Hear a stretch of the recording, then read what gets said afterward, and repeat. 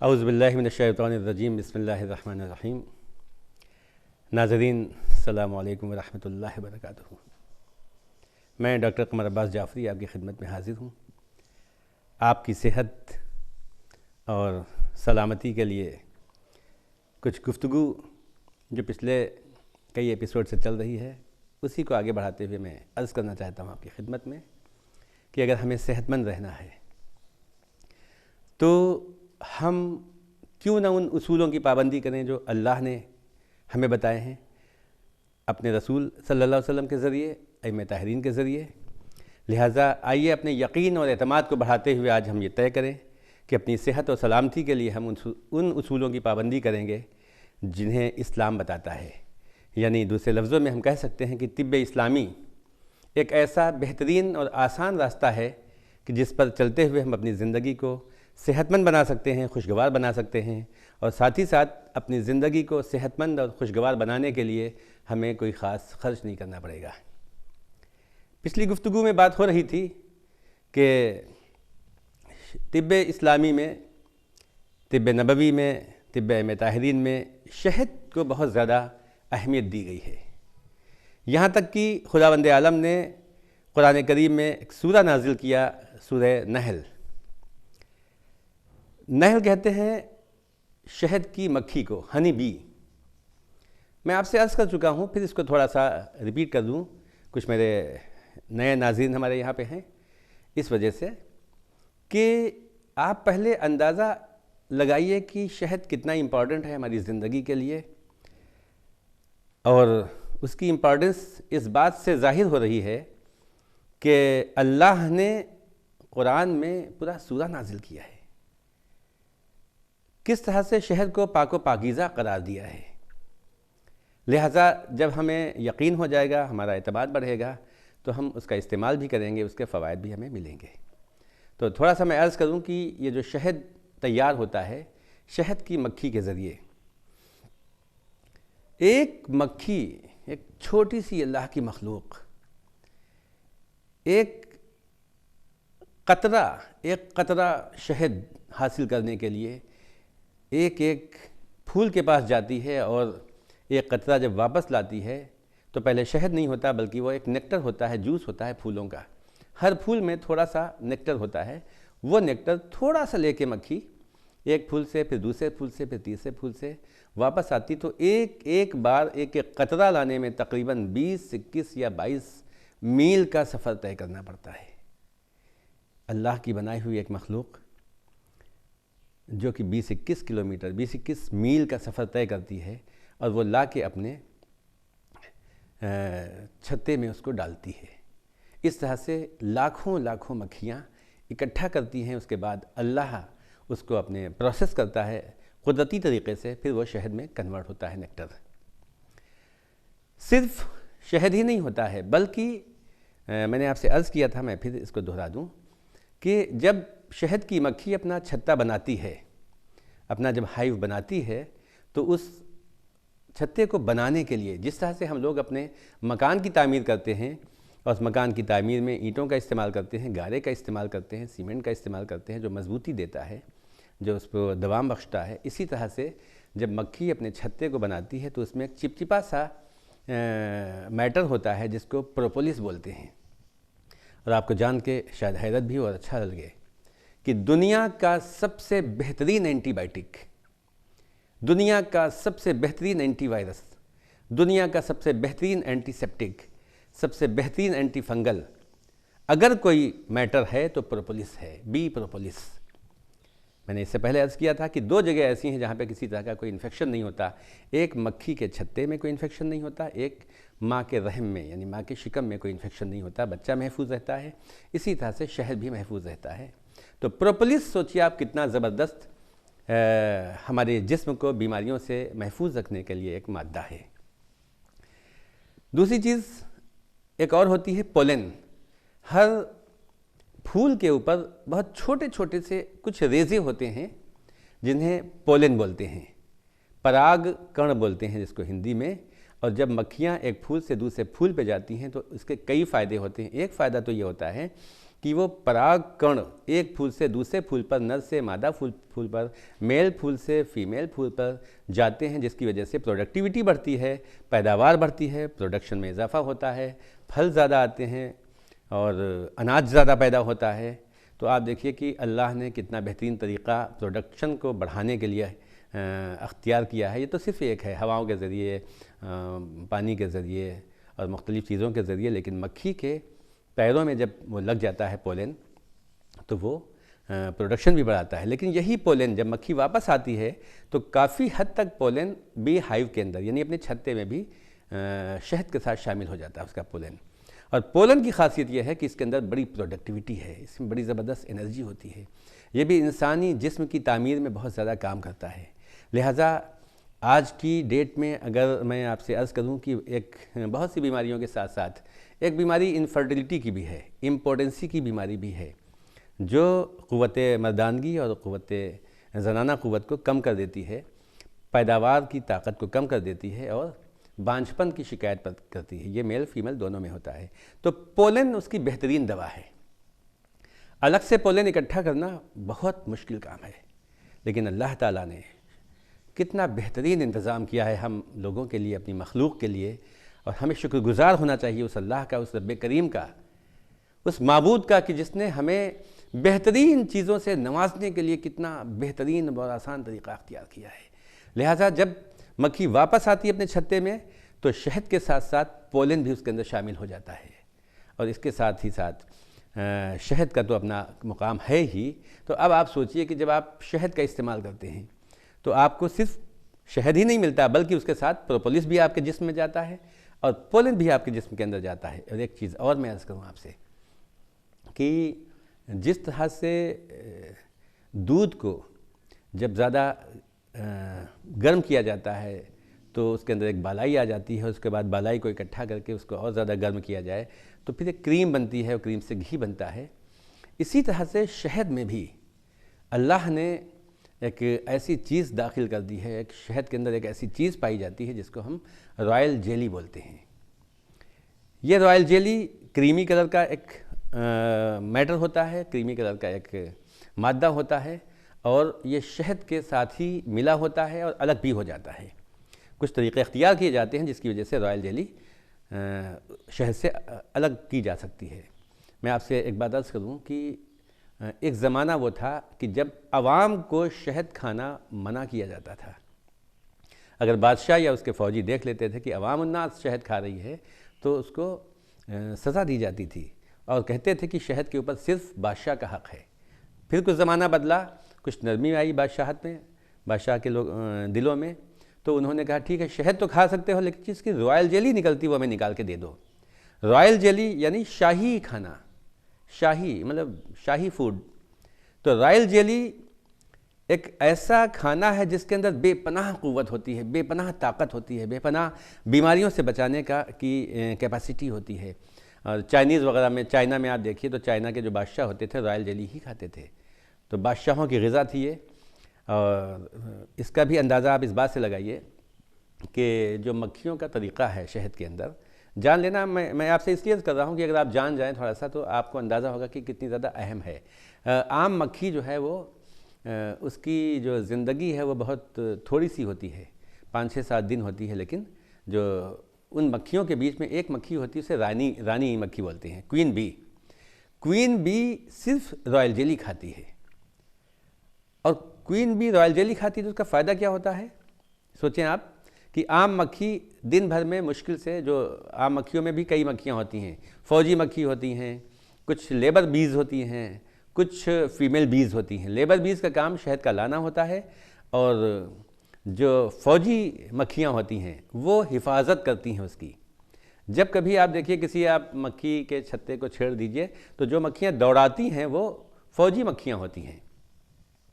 तो ये फौजी मक्खियों के कई काम होते हैं। एक काम तो ये होता है कि जब लेबर बी यानी मजदूर मक्खी शहद लेके आती है, अगर गलती से भी कोई मक्खी किसी सड़े हुए फूल का रस लेके आ जाए, उसको चेक किया जाता है तो उसके 2 टुकड़े करके वो शहद के छत्ते के नीचे डाल देती हैं। यानी मक्खी की सज़ा ये होती है तुम गलत क्यों लाई। ऐसा बहुत कम होता है, फिर भी आप किसी भी मक्खी के छत्ते के नीचे अगर गौर कीजिए, देखिएगा तो वहाँ पे आपको मरी हुई मक्खियाँ या 2 टुकड़ों में मक्खियाँ मिलेंगी। आप सिर्फ अल्लाह की कुदरत का अंदाज़ा लगाइए नाज़रीन। आप सोचें कि मेरा माबूद कितना क्या क्या कुछ हमारे लिए करता है। ये दूसरी बात है कि हम उसके लिए कुछ नहीं कर पाते। तो ये फौजी मक्खियाँ चेक करती हैं, और इसलिए जो शहद आता है बड़ा साफ़ सुथरा होता है। किसी तरह का कोई इन्फेक्शन वाला फूल या उसका नेक्टर, उसका रस, उसका हमारे इस छत्ते के अंदर नहीं आ पाता है। तो रानी मक्खी, आम मक्खियाँ जो होती हैं उसमें फ़ीमेल मक्खियाँ अंडे देती हैं। तो फीमेल मक्खियाँ रोज़ाना 100-150 अंडे देती हैं, लेकिन रॉयल जेली खा के क्वीन बी, रानी मक्खी, दिन भर में 3 से 4 हज़ार अंडे देती है। ये रॉयल जेली का कमाल है। आम मक्खियों की ज़िंदगी से 50 गुना ज़्यादा लंबी ज़िंदगी रानी मक्खी की होती है। आम मक्खियाँ छोटी सी होती हैं, आपने देखा होगा शहद की मक्खियाँ उड़ते हुए कितनी छोटी सी होती है, लेकिन रानी मक्खी उससे तकरीबन 5 गुना ज़्यादा बड़ी होती है, लंबी चौड़ी। आप पहचान सकते हैं कि रानी मक्खी इसमें कौन सी, क्वीन बी कौन सी है। ये कमाल है रॉयल जेली का। जब आप शहद का इस्तेमाल करते हैं तो आप उसके साथ में रॉयल जेली भी खाते हैं। और वही चीज़ अगर आप रॉयल जेली का इस्तेमाल कर रहे हैं तो इसका मतलब ये हुआ कि आपकी ज़िंदगी आम ज़िंदगी से ज़्यादा होगी। ये कब मुमकिन है? ये जब ही मुमकिन है जब हमारे अंदर सही एनर्जी हो, हमारी ग्रोथ अच्छी हो, और साथ ही साथ हम बीमारियों से महफूज रहें। क्योंकि लंबी ज़िंदगी हासिल करने के लिए लाजमी है कि इंसान बीमारियों से महफूज रहे। तो एक शहद ऐसी ग़िज़ा हुई कि जिसको इस्तेमाल करने वाला इंसान हैवी एक एंटीबायोटिक, नेचुरल एंटीबायोटिक का इस्तेमाल कर रहा है। यानी एंटीबायोटिक भी उसके अंदर, जिस्म के अंदर जा रही है, anti fungal, anti virus, anti infectious जितनी भी चीज़ें हैं वो सब जा रही हैं। एंटी पायरेटिक, एंटी इन्फ्लेमेटरी भी होता है शहद। एक शहद आपने इस्तेमाल किया तो प्रोपोलिस जा रहा है जो हमारे जिस्म को वर्म से दूर रखता है, सूजन से दूर रखता है। प्रोपोलिस वायरस के इन्फेक्शन से दूर रखता है। प्रोपोलिस हमारे अंदर किसी भी तरह के इन्फेक्शन से हमको दूर रखता है। अगर रोज़ाना हम शहद खा रहे हैं तो प्रोपोलिस भी खा रहे हैं। दूसरे शहद के साथ पोलन भी हमारे जिस्म के अंदर जा रहा है, जिसकी वजह से बेपनाह एनर्जी इंसान के अंदर होती है। उसका जहन, पोलन खाने वाला का जहन बहुत तेज़ होता है, क़ुव्वत हाफ़िज़ा बहुत ज़्यादा बढ़ जाती है, आँखों की रोशनी कभी कम ही नहीं होती है। लिहाजा जो लोग शहद का इस्तेमाल करते हैं वो 100 साल के होने के बावजूद भी कभी आँखों पे चश्मा नहीं लगाते, उनके दांत नहीं गिरते, उनका निज़ाम हाज़िमा कभी ख़राब नहीं होता, डाइजेस्टिव सिस्टम बहुत स्ट्रांग होता है उनका, हाथ पैर मजबूत होते हैं। तो पोलन की वजह से उनके अंदर प्रोडक्टिविटी बहुत ज़्यादा होती है। इनफर्टिलिटी की प्रॉब्लम या इम्पोर्टेंसी की प्रॉब्लम से भी शहद बचाता है। तो अगर आपने शहद का इस्तेमाल किया तो गोया आपने बी प्रोपोलिस का भी इस्तेमाल किया, जिसकी वजह से कोई इन्फेक्शन नहीं होने पाएगा, किसी तरह के बाहरी वायरस हमारे ऊपर अटैक नहीं कर सकते हैं, बाहरी फंगल इन्फेक्शन नहीं होगा और किसी तरह का कोई इन्फेक्शन। उसके साथ शहद के साथ साथ पोलन भी हमारे जिस्म के अंदर जा रहा है, जिसकी वजह से हमारी प्रोडक्शन कैपेसिटी भी बढ़ रही है। और इंसान के अंदर जब प्रोडक्टिविटी ज़्यादा होती है, जब उसके अंदर इनफर्टिलिटी नहीं होती है, बल्कि हम कह सकते हैं, उर्दू में एक लफ्ज़ इस्तेमाल होता है कि शहद के इस्तेमाल करने से क़ुव्वत बाह में इजाफ़ा होता है। अब क़ुव्वत बाह का जहाँ पे तज़किरा होता है वहाँ पर हमारा जो समाज है एक शर्म हया की मंजिलों में जकड़ा हुआ, उस पर कोई गुफ्तगू नहीं कर पाता। लेकिन अगर हम अपने अंदर इस क़ुव्वत को में इजाफ़ा कर दें तो हमारी उम्र बढ़ती है, बीमारियों से लड़ने की ताकत बढ़ती है, साथ ही साथ चेहरे पे चमक रहती है और इंसान जो है उसके अंदर सुस्ती नहीं आती है, उसके अंदर हमेशा फुर्ती बनी रहती है, बहुत तेज़ी बनी हुई रहती है, नींद बहुत अच्छी आती है। और उसके बाद शहद तो अपनी जगह है ही इस्तेमाल करने वाली चीज़। तो शहद का इस्तेमाल अगर हम कर रहे हैं तो आप समझिए कि हर बीमारी से बच रहे हैं, और बीमारी से बच रहे हैं तो हमारी सेहत अच्छी हो रही है, हमारी उम्र ज़्यादा हो रही है, हमारा ज़हनी ताकत, हमारी जिस्मानी ताकत, ये सब मजबूत हो रही है। अल्लाह के रसूल सल्लल्लाहु अलैहि वसल्लम ने फरमाया है कि 2 चीज़ें कभी आपके सामने बिकने आ जाएं तो उनको वापस ना करो, एक खुशबू, एक शहद। और अल्लाह के रसूल सल्लल्लाहु अलैहि वसल्लम, इसके साथ ही साथ हमारे सारे अइम्मा ताहिरीन कभी भी शहद को वापस नहीं करते थे और खुशबू वाले को वापस नहीं करते थे। अब ये ना सोचिएगा कि आजकल अगर कोई शहद की आवाज़ लगाने वाला आपके दरवाजे पे आ जाए तो शहद वापस ना कीजिए, क्योंकि ये भी तो है, आज शहद बहुत नकली बिक रहा है। तो नकली शहद नहीं ख़रीदने की बात हुई है, असली शहद अगर मोतबर आदमी है तो शहद को कभी इंसान वापस न करे, शहद बेचने वाले को। और बेहतरीन तोहफ़ा, अल्लाह के रसूल सल्लल्लाहु अलैहि वसल्लम ने इरशाद फरमाया कि बेहतरीन तोहफ़ा शहद है, बेहतरीन तोहफ़ा खुशबू है।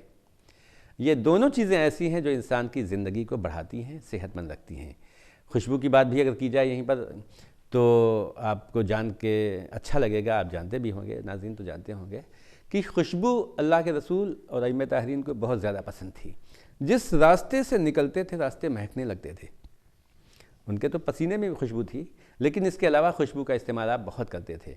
कई बार के वाक़यात हैं कि अगर कोई खुशबूदार तेल बेचने के लिए आया तो अल्लाह के रसूल सल्लल्लाहु अलैहि वसल्लम ने उसे ख़रीदा और फ़ौरन अपने हाथों पे और चेहरे पे और जिस्म पे मल लिया उसको।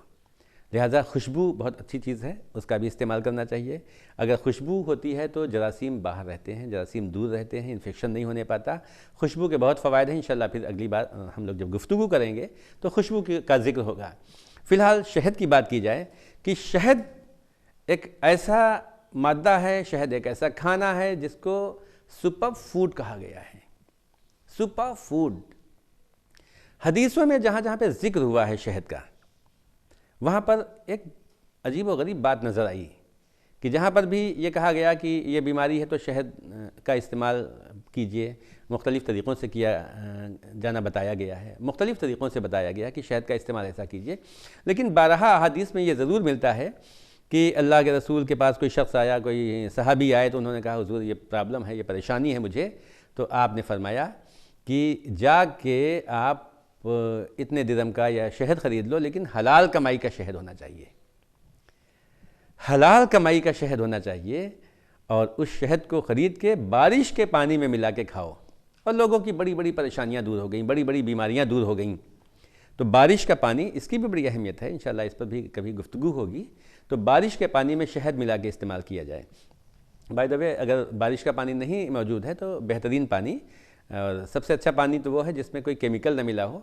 आज जो ये वाटर टैंक से पानी आता है इसमें केमिकल मिला होता है, क्लोरीन वगैरह चीज़ें मिली होती हैं, जिसकी वजह से शायद उतना फ़ायदा ना हो। तो बेहतर है कि ग्राउंड वाटर का हम इस्तेमाल करें, जो समरसेबुल का पानी आता है या हैंड पाइप का पानी होता है, उन पानी का इस्तेमाल करें शहद के साथ में।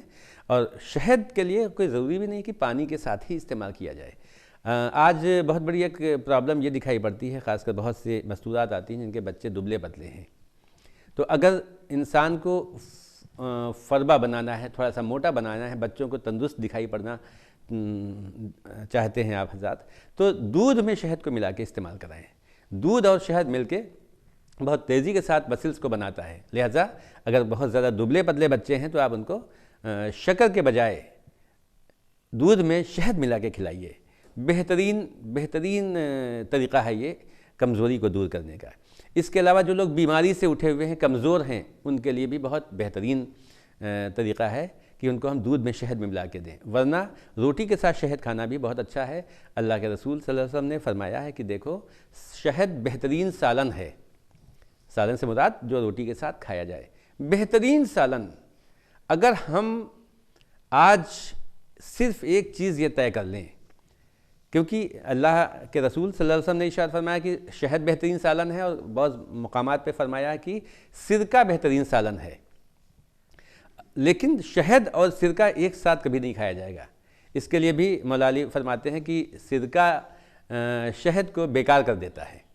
लिहाजा एक वक्त में हम सिरका और एक उसी के साथ में शहद का इस्तेमाल ना करें, दोनों को अलग अलग इस्तेमाल करें। मसलन सुबह अगर शहद इस्तेमाल किया तो शाम को सिरका इस्तेमाल करें, या सुबह सिरका इस्तेमाल किया है तो शाम को शहद का इस्तेमाल करें।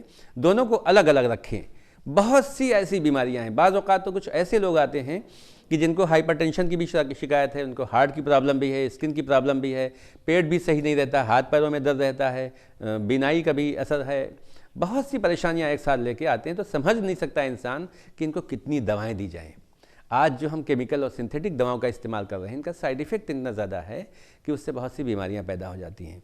उसके लिए मैं आपसे अर्ज़ करूं कि अगर आप सिर्फ 40 दिन एक फार्मूला अपना लीजिए, सिर्फ 40 दिन, इसलिए कि 40 दिन का एक वक्त ऐसा होता है जिसमें मेटाबॉलिज्म बिल्कुल कंप्लीट हो जाता है बहुत चीज़ों का, मिनिमम 40 दिन। तो जहनी कोई बात हो या जिस्मानी कोई मशक्क़त हो या कोई एक्सरसाइज हो, 40 दिन करने से उसका फ़ायदा दिखाई पड़ने लगता है।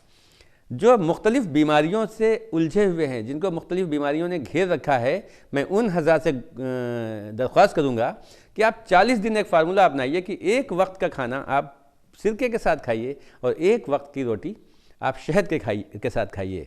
और बेहतरीन तरीक़ा यह है कि वो रोटी जौ की हो अगर, क्योंकि जौ के बड़े फ़वाइद हैं। तो जो लोगों को बहुत सी बीमारियां हैं, कमज़ोरी भी है, हार्ट की प्रॉब्लम भी है, हाई ब्लड प्रेशर भी है, डायबिटीज़ भी है। हाँ, यहाँ पर ये बात ना सोचिएगा कि डायबिटिक है तो हम शहद क्यों खाएं। डायबिटीज़ के पेशेंट को शहद कभी भी नुकसान नहीं करता, बशर्ते कि वो असली शहद हो। तो आप इसको आजमाइए। अगर जो बहुत सी बीमारियों से उलझे हुए हैं, बहुत सी बीमारियां जिनको जकड़े हुए हैं, बहुत सी बीमारियों के वो जो शिकार हैं, उनको ये चाहिए कि 40 दिन का एक फार्मूला अपनाएं। एक वक्त वो जौ की रोटी शहद के साथ खाएं, एक वक्त जौ की रोटी सिरके के साथ खाएं। और नाज़रीन, आप देखिएगा इतने बेहतरीन नताइज मिलेंगे, इतने बेहतरीन फ़ायदे मिलेंगे कि आपको हैरत होगी। लेकिन हैरत करने के बजाय हमें अल्लाह का शुक्र अदा करना चाहिए कि अल्लाह ने हमें इन नेमतों से नवाजा है। अल्लाह के रसूल सल्लल्लाहु अलैहि वसल्लम ने, इमाम ताहरीर ने हमें इनके फ़वाइद बताए हैं और आज हम इनको इस्तेमाल करें, उनके फ़ायदे उठाएँ और साथ ही साथ हम उन हज़रात तक इस बात को पहुँचाएँ जो इसके मुस्तहिक़ हैं। अल्लाह आपको सवाब जारिया अता करेगा। फिर मिलते हैं इंशाअल्लाह। उस वक्त तक के लिए हम खुदा हाफ़िज़। फ़ी अमानिल्लाह।